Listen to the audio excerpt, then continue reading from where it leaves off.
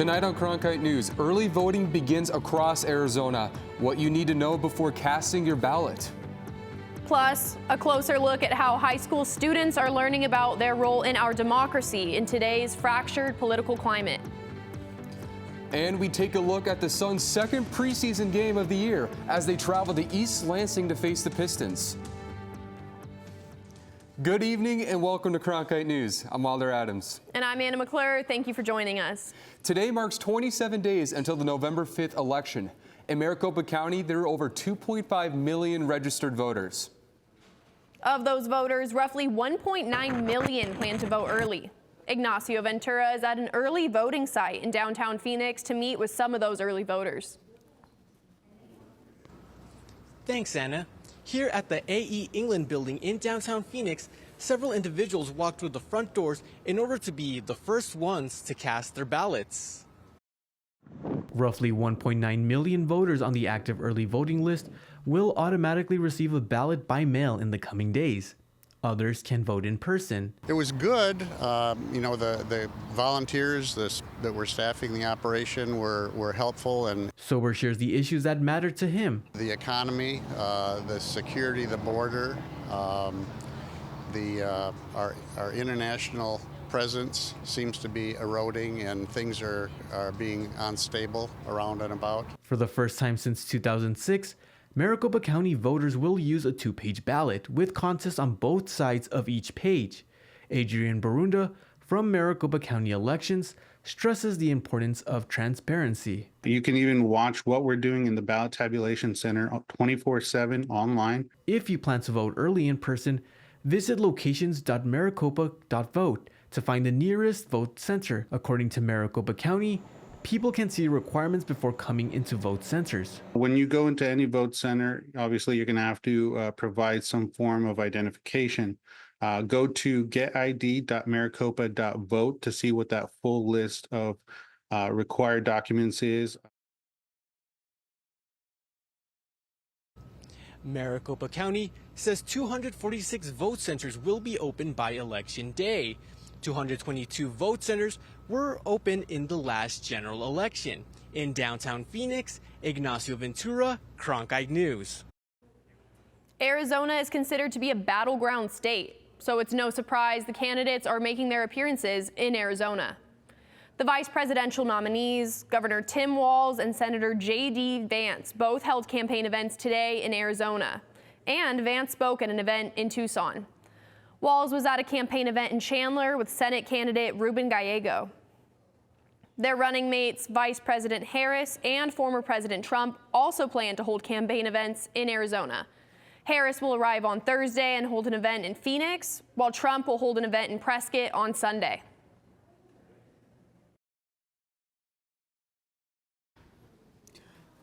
A big concern for many during this year's race is the increase of election denialism. In this story from Fractured, a project by Carnegie Knight News 21, we hear from high school students who are learning about their role in democracy.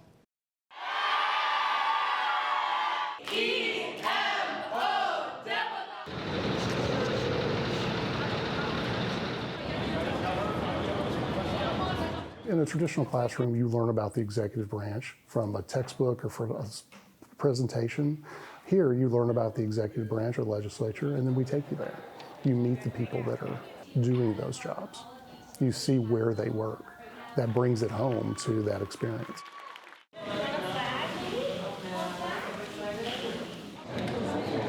I love the field trips because you got to go and see things that many people would not be able to see. And they were just really nice because we got to talk to some very important people.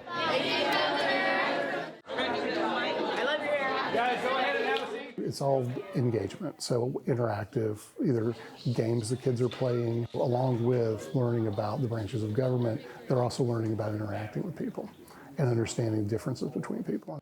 My name is Jude, and I am the perfect candidate for the Stars and Stripes party. Would you be engaged? Can you just It's really fun to work together as a team to help our candidate, and she won, so it was very nice and rewarding for us. The Stars and Stripes winner for this year is Vivian.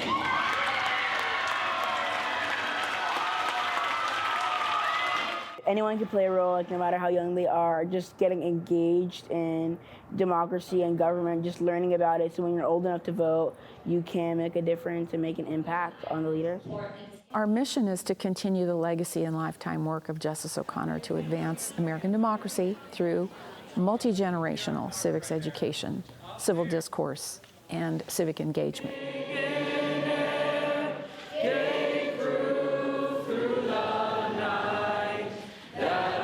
What the justice says is that you have to understand how your government works because it's complicated, and then you have to understand how do you engage in it. And so those are the two parts we really try to push at camp.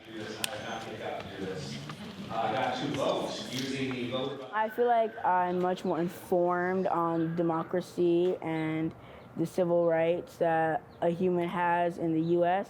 And I feel like I've just learned more about voting and how a citizen can be more involved in the U.S. government.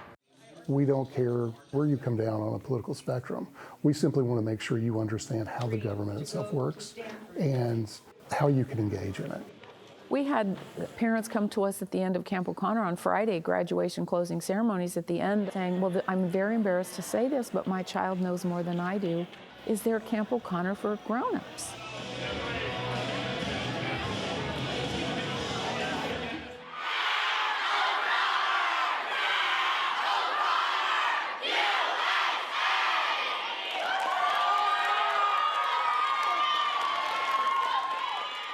Three, 2, 1, ready!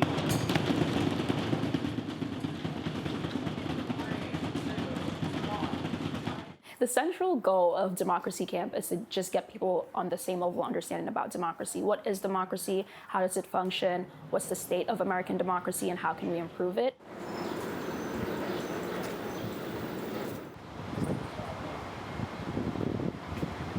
A lot of time, people who have more access to educational opportunities will have more ability to tell what's what. And so I think you want to kind of bridge that divide. And New York's a great place to do that. Being able to connect with someone on the level where we're the same age, we might go to the same school, we might know similar people, and I'm seeing you being actively engaged in politics, I think it makes this information a lot more accessible to people. So you're not sitting through hours of lectures, and that'd be really boring. No one wants to spend their summer sitting through that, right? That's like school. This is very much a hands-on, you have a seat at the table and you're discussing with your fellow classmates who might not always agree with you, sometimes might agree with you. And so it creates this really interesting and rich discussion that you might not get in school.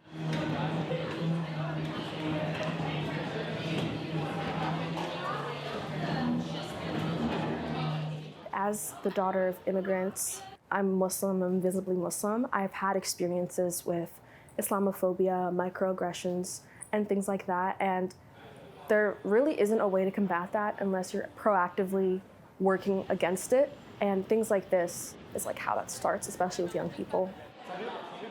We're talking about political polarization. This camp has helped me learn that not every single value on the Republican side, for example, is a bad value or something that I don't agree with. If you know that you can change how democracy is, you will vote. You will be politically engaged. You will, work on these civics projects that can encourage more people to vote and more people to be civically engaged. And that's what's going to change it. We know that democracy right now isn't ideal in America, but we also know that hopefully we can't get worse and we can only get better. And if people my age continue to be civically active and politically active, then I'm hopeful that there's going to be an upward climb.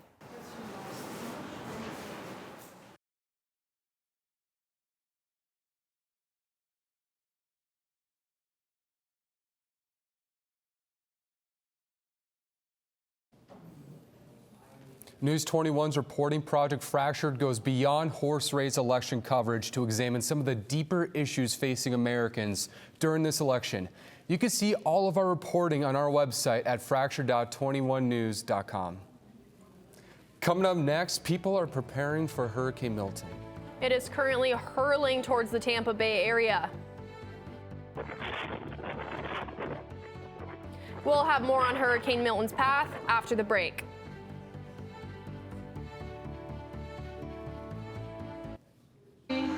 2, 1. Coming up on the cut. Coming up on the cut. Coming up on the cut. How students can build their broadcast journalism portfolio with opportunities to learn more about on-air reporting and studio production.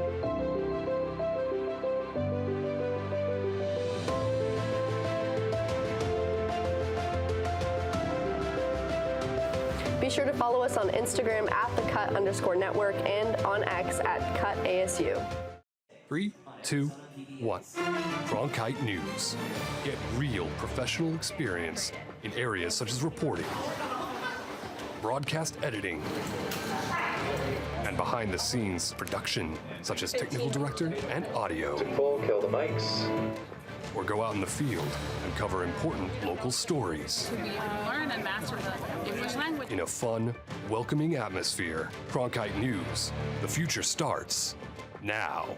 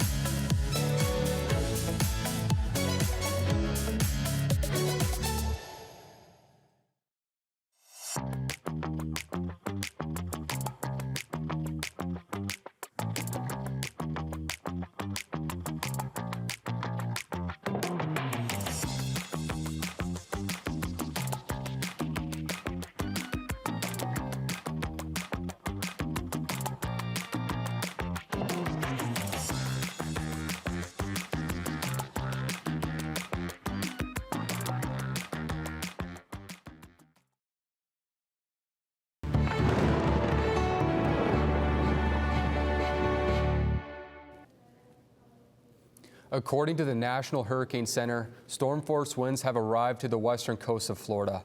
Officials in Florida are saying it's the last chance to take shelter. President Joe Biden stressed the severity of the hurricane at a White House briefing. In less than 14 hours, Hurricane Milton will make landfall on the western coast of Florida.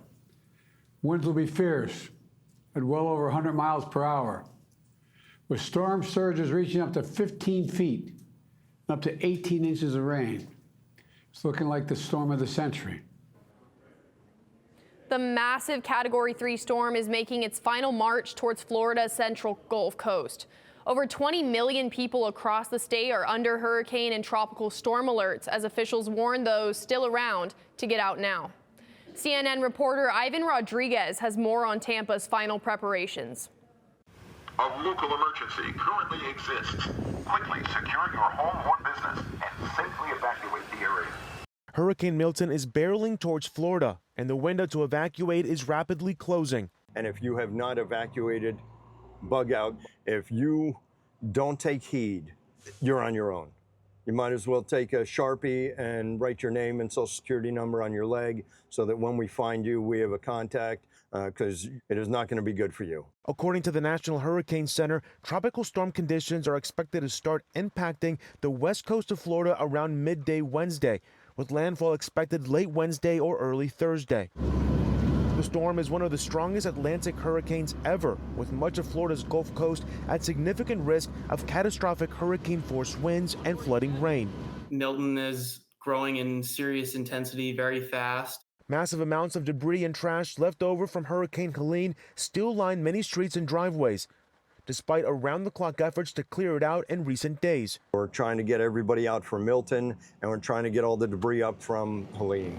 This would have taken a month to get all this debris cleaned up. And with wind speeds expected to be close to 120 miles per hour, that debris can turn into deadly projectiles. The National Hurricane Center is still unsure of when Milton's center would come ashore Wednesday night. According to experts, the storm's path might wobble. The storm has also dipped to a Category 3 hurricane as of midday Wednesday. Here in the valley, we're still experiencing record temperatures. The days of triple-digit heat are still upon us. For more on what we can expect, Elizabeth Klein joins us now from the Cronkite Weather Center.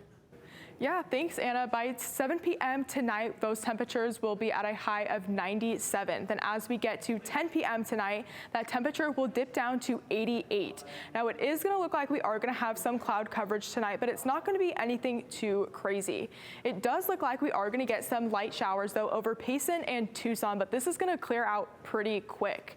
Now, looking at those low temperatures for tomorrow, Phoenix will be sitting at 76 degrees. Then Tucson will have a low of 68, Holbrook 45, and Window Rock will have a low of 34. Now, tomorrow, Phoenix will still have a triple-digit high temperature of 106, Tucson 100, Holbrook 87, and Flagstaff a high of 78. Now, we have been tracking a massive ridge that's been over Arizona for a while now, but now this is finally moving to the east, bringing in that trough behind it. Now, this is going to help to cool those temperatures down over the next couple of days. By Saturday, that high temperature is going to be at 103, but as we look into next week, Monday's high will have a high temperature of 99, and Thursday's high will be 92 with a low of 71. Now, by Thursday of next week, those temperatures are going to put us at about the average for this time of year. In the Cronkite Weather Studio, I'm Elizabeth Klein. Coming up next, an exciting new fall baseball league right here in Arizona. October brings baseball fans the excitement of postseason baseball and the Arizona Fall League. Players from all 30 organizations will be out in the desert, including a number of MLB Top 100 prospects. Find out more about the league after the break.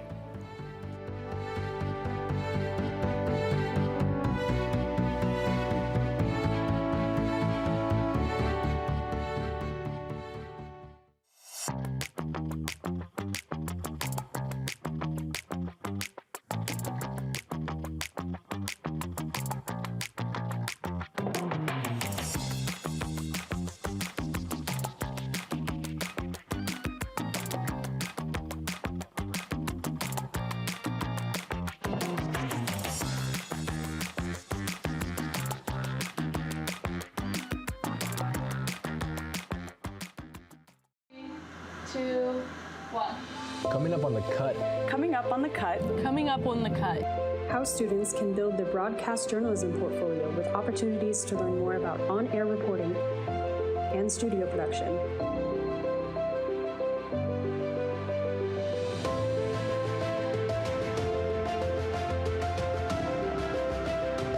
Be sure to follow us on Instagram at @thecut_network and on X at @CutASU.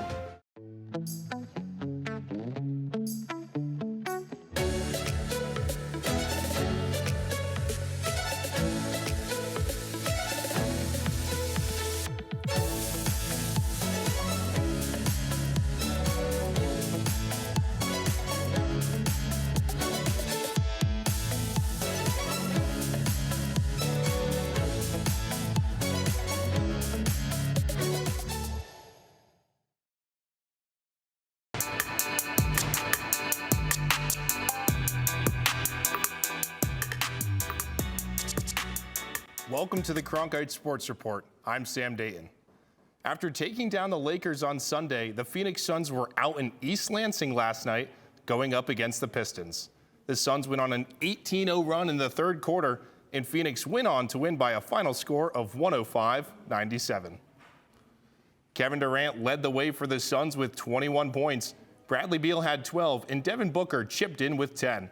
The Suns face off against the Pistons again on Friday, this time back in Phoenix. The Cardinals are preparing for their game against the Packers on Sunday, a tough task considering the NFC North is one of the best divisions in the NFL right now. Our very own Aaron Nemiroff joins us from the Sports Bureau with more on how the Cardinals are feeling this week. You're right about that, Sam. The NFC North is tough. Every team in that division has a winning record. And while the Cardinals are feeling good about their win coming up against the 49ers last Sunday, ending their 4-game losing streak to San Francisco, they did suffer a tough loss to their offensive line. Right guard Will Hernandez injured his knee and will be out for the season. Head coach Jonathan Gannon says the team will feel this loss in more ways than just one. Will was playing really well. He's playing really good ball for us. He's an integral part to our toughness and our attitude and, doing things the right way, practicing the right way, playing the right way. It's a tough one to lose, but he'll recover from it. He'll get back, and he'll be back, saddled up again. It is a tough blow for the Cardinals, who now head to the historic Lambeau Field to face the Packers. These two teams don't play each other often. The last time was in 2021. After a pair of second-half touchdowns by James Conner, Arizona trailed by just 3 points late in the fourth quarter. Kyler Murray threw a costly interception with just 15 seconds remaining in the game, which sealed a Green Bay victory. If Sunday's game is anything like the last matchup, it will certainly be a nail-biter. Expect Packer weather, though, as rain is in the forecast and cooler temps around 50 degrees. From the Sports Bureau, Aaron Nemiroff, Cronkite News. Baseball never ends in Arizona as a new Arizona Fall League campaign is about to start. The defending champion Surprise Saguaros and Mesa's Solar Sox will begin the 32nd season of AFL competition today. Our Cronkite News reporter Stella Tai has more on the upcoming 6 weeks of action on the diamond. In the past 2 seasons, we saw 10 out of the top 100 prospects ranked by MLB.com spend an extra month here in Arizona. And this year, that number has risen to 14. Well, the Arizona Fall League serves as a great platform where young players not only get additional reps heading into the off-season, but also accelerate their growth by competing with other rising stars. Everyone brings something different to the table. We wouldn't be here if we didn't, essentially. So I think we just all go out there, we play our game, we look, we observe when we are playing, when we're not playing, because everyone is really talented out here and there's a lot to learn on the field. This year, 8 minor league players will represent the Arizona Diamondbacks playing for the Salt River Raptors. The roster features the top 2 picks in 2023 draft class, Tommy Troy and Gino Groover. Both infielders missed over 2 months with injuries and plan to use the Fall League to make up the lost reps. There's a lot of familiar faces, just guys that I've known for many years and played against many years ago, and then to finally see them again, it's just fun. It's a cool experience, and I'm just excited to get going playing. I missed a good portion of the year. This year I had surgery on my left wrist, so it also helped me get some more EBs in, but I'm also honored to come out here and represent the Diamondbacks as well. The Arizona Fall League has boasted a large number of current and future Hall of Famers, including Derek Jeter, Mike Trout, and Aaron Judge. The list of those notable names reminds these young stars of how bright their futures are. In Scottsdale, Stella Tai, Cronkite News. The MLB playoffs are in full swing. With 8 teams fighting for the World Series, there's plenty of games left to be decided. In the National League, the Phillies and Dodgers are on the brink of elimination. Both teams trailing in their respective series 2-1. The Dodgers and Padres played Game 3 in San Diego last night. Padres outfielder Fernando Tatis Jr. blasted a home run in the second inning, extending the lead to 6-1. Dodgers outfielder Teoscar Hernandez brought the Dodgers back in the game with a grand slam in the third inning. After that, both teams were unable to get anything going on offense. The Padres bullpen shut the door, winning by a final score of 6-5. The team formerly known as the Arizona Coyotes, the Utah Hockey Club, played its first NHL regular season game last night when they hosted the Chicago Blackhawks. It was an exciting home opener for the hockey club. Utah defeated the Blackhawks 5-2. Utah never trailed after getting first period goals from Dylan Gunter and Clayton Keller. Gunter scored the first goal in franchise history. The Utah Hockey Club starts a 4-game road trip on Thursday. That's all from the Cronkite Sports Report. Now back to Wilder and Anna at the desk. Coming up next, a fat bear competition in Alaska. Yep, where fans cast their vote for their favorite chunky bear. We'll have the winner after the break.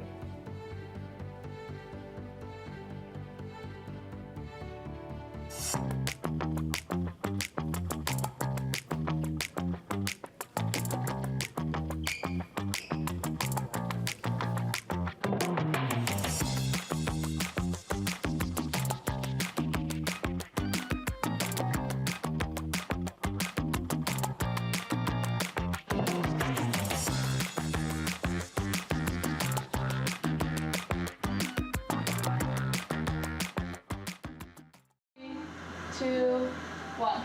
Coming up on the cut. Coming up on the cut. Coming up on the cut.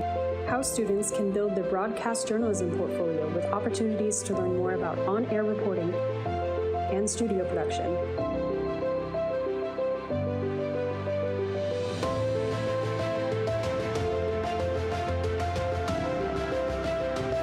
Be sure to follow us on Instagram at @thecut_network and on X at @CutASU.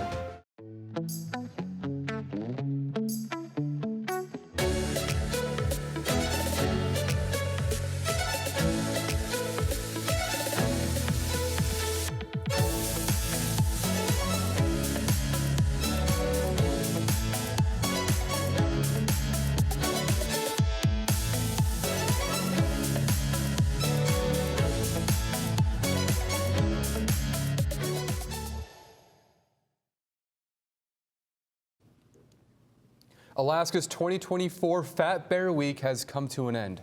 And the fans have voted for their favorite chubby champ. Grazer the Bear is the back-to-back champion after winning last year, beating rival Chunk by more than 40,000 votes. Each year, 12 bears are selected for the Fat Bear Week bracket, and fans from all over the world can pick the winner by voting online. That's it for tonight's edition of Cronkite News. I'm Wilder Adams. And I'm Anna McClure. Thank you for joining us.